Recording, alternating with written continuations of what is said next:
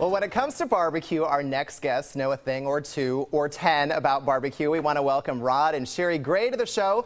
You guys, you know we love you all around here, and you were one of the finalists, one of 3 finalists on Destination America's Barbecue Pitmasters, and the finale was last night. And so what's new? Anything to tell us at all? Anything at all you want to tell us? Wait, Michael, actually, can we delay this interview? I'm looking for my big dancing teddy bears. They're not here yet. I need those big dancing teddy bears for the bit. I should have brought those out to celebrate your win. Miley was unavailable this morning. So congratulations, you guys won, and won big. Yes, we did.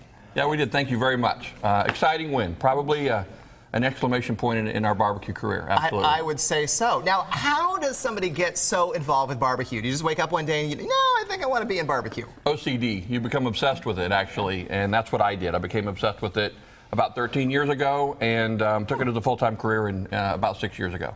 Now, how did you guys get involved in the Pitmasters show? How did that evolution start?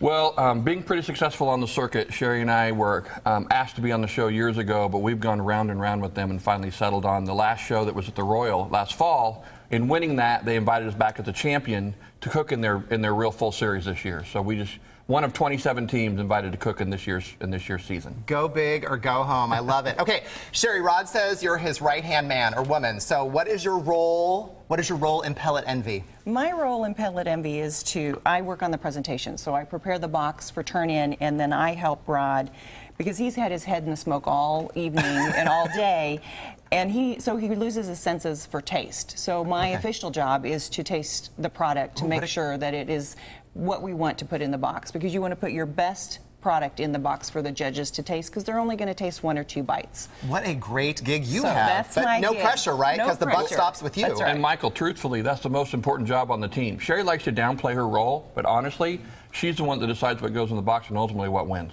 Now, I was just going to say, what goes through your mind when you were picking out, like, the ultimate piece of meat to put in the box? So an example is with ribs. You want to have a depth of flavor. So when I choose a rib, I want to make sure I look at it, make sure it's still moist. Okay. I take a bite of it, and my first reaction should be a little sweetness and the sweetness of the meat. And then after that, you get a little taste of the savory, the salt that comes out. And finally, we want a little hint of heat in the back of the throat. And so when I get all those 3 things, then I know that that's a good product. You're like a boom, I'm there. Okay, so what makes your barbecue so special? I mean, what made you guys win, get all the way to the finals and win? Well, when Rod says OCD, it's OCD. It's OCD? It's repetitive every single time doing the same thing.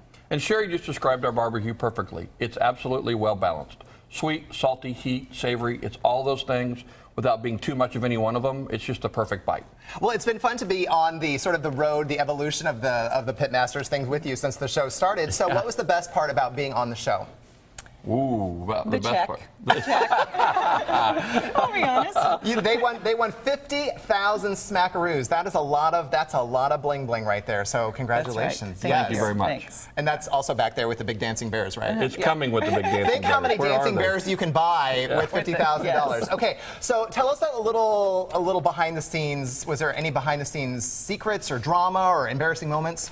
Actually, in one of the early episodes, the byline was how I couldn't keep my fire going.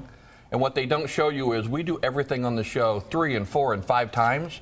And so my fire died out because we were doing something else. So it's harder than cooking barbecue. It's 3 or 4 times harder than just cooking a great barbecue.